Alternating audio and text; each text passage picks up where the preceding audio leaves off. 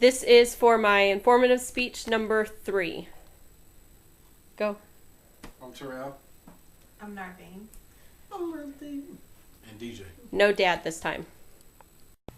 Hello everyone, and thank you for coming out today for my speech number 3. Today I would like to start off the speech by reciting a poem in Bowers Scotiaronicon on the Battle of Stirling Bridge. For this reason, the Scots adopted a stout heart at the instigation of William Wallace, who taught them to fight, so those whom the English nation held as captives might be renewed Scots in their own homeland. Hence, in the year 1300 less times 1, the Scots vanquished the English, whom they put into mourning for death, as the bridge bears witness, where the great battle is recorded, which lies beyond Stirling in the River Forth. Scottish history has always been a passion of mine. I love to learn about Scottish history, whether it's from reading books, watching TV shows such as the History Channel, or movies such as Braveheart. Anything that teaches me about Scottish history, I love to learn about it. Scottish history has so much pain and sorrow in their history, and one of the things that really intrigued me and that really got my attention was the First War of Scottish Independence. And today I would like to inform you on what led up to the First War of Scottish Independence and one of the major battles in the war, which was the battle at Stirling Bridge. King Alexander III was the ruler at the time in Scotland. So under his reign, Scotland was pretty prosperous and was relatively peaceful. That didn't last long though, because Alexander had a penchant for women. So he decided one night that he was going to sneak out of the castle and go see his young bride. But the next morning, his men found him at the bottom of the cliff with his neck broken. So who knows if he was pushed, if he fell down. They're really unclear on that, but the reign and the peacefulness of Scotland was not going to last any longer. He didn't leave any direct heirs except for an infant granddaughter, which was Lady Margaret, known as the Maid of Norway. And this is where King Edward I comes in. So he's ruled Wales, he conquered Wales, and he's in the battle in a war with France. So why not Scotland? So he decides to do a hasty marriage with his son, the Prince of Wales, and the Maid of Norway. And for some strange reason, the Scottish nobles decided that why not? Let's have the Maid of Norway marry the Prince of Wales. So she was off on a voyage to England. Unfortunately, though, she passed away on the voyage. She died from a fever. So King Edward's plans were laid to waste. So he couldn't become ruler now. He couldn't dominate them in the way he wanted to. So now there were 13 contenders for the throne of Scotland. Two of the front runners were Robert the Bruce and John Balliol. And the Scottish nobles, once again, in some strange way, decided that, hey, why not have King Edward I pick the king of Scotland? So King Edward decided if he can't rule Scotland, he's going to pick the worst king possible. So he settled on John Balliol.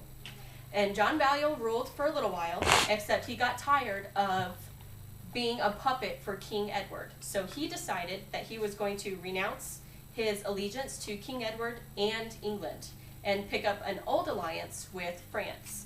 As you can imagine, the King Edward was furious, and he set out to show the Scots what a vicious ruler he can be and how to rule a country. So he set out with a bunch of troops to a town called Berwick. And Berwick they were aware that he was on his way there, and so they were prepared for a long siege. They were pretty arrogant in that the English can't conquer us. So they were shouting taunts and name-calling to the English troops, and the English troops were pretty mad. So they decided to go and conquer a town nearby. They conquered this town in a matter of minutes. They killed men, women, and children. Many, many, many people died in that capture. And they still say that decades later from the battle, that you could still see the blood from those people on the wall of that town. So Berwick, seeing this destruction that King Edward did, opened their gates that same night to let King Edward and the troops in. But King Edward wasn't satisfied. He wanted to show the Scots more destruction. So with blood still on his hands, he decides to go and conquer Dunbar.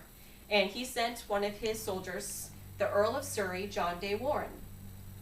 And Dunbar was aware that they were on their way. They were also prepared for a long siege. They had Scottish soldiers outside of the gates ready for battle.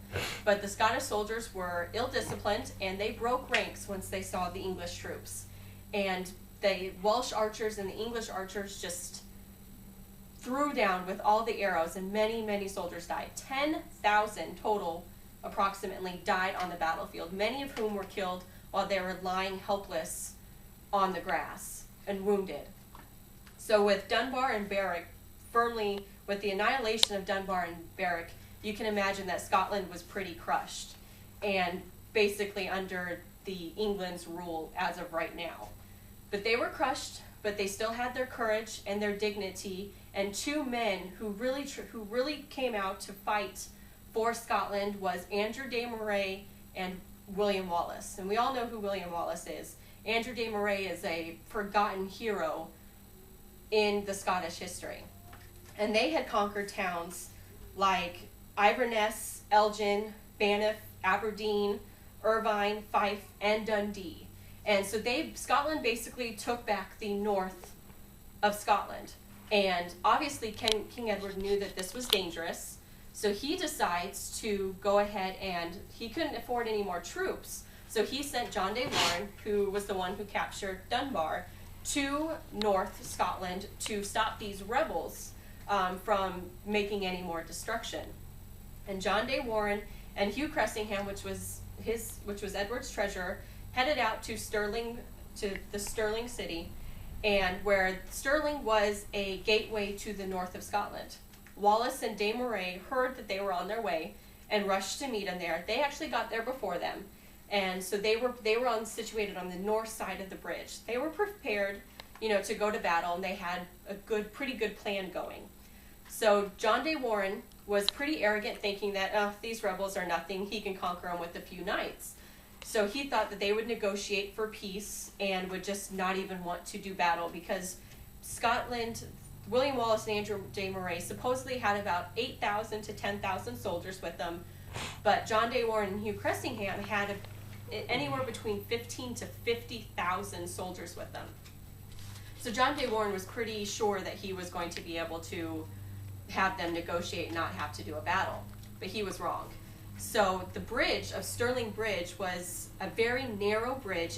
You could only go 2 by 2 on the bridge. Now, there were actually 2 Scottish nobles that were at this time fighting for England, and they had warned John de Warenne in regards to that there was a ford up north where 60 horsemen can pass through. But Hugh Cressingham said, no more time, no more expenses, let's get this done and get it done now. So that morning, which was ironically the date September 11th of 1297, the soldiers headed out across the bridge, but they were pulled back because John de Warenne had overslept. So then once he woke up and got refreshed, the soldiers headed back out again. But they were called back for a second time because John de Warenne was under the assumption that this time they are going to negotiate. So he sent his 2 messengers across the bridge to William Wallace and Andrew de Moray, and this was William Wallace's response. "Tell your commander that we are not here to make peace but to do battle. Defend ourselves and liberate our kingdom. Let them come and we will prove this in their very beards." This was actually the first quote of William Wallace he's ever said that was actually documented. So the messengers came back and told John de Warenne what he said, and without no further delay, they went across the bridge. Hugh Cressingham led them into battle. And remember, the bridge was 2 by 2 by 2 by 2, so you couldn't have very many people going. And William Wallace and Andrew de Moray were hiding behind the rocks, and they were waiting for the troops to come through. And so they were waiting for a sizable troops, but a defeatable troops. So about 5,400 to 6,000 cavalry and infantry came across the bridge, and William Wallace and Andrew de Moray attacked. Some of the men were so surprised, the English soldiers were so surprised at this, that a lot of them took off their armor and tried to swim back across the bridge that they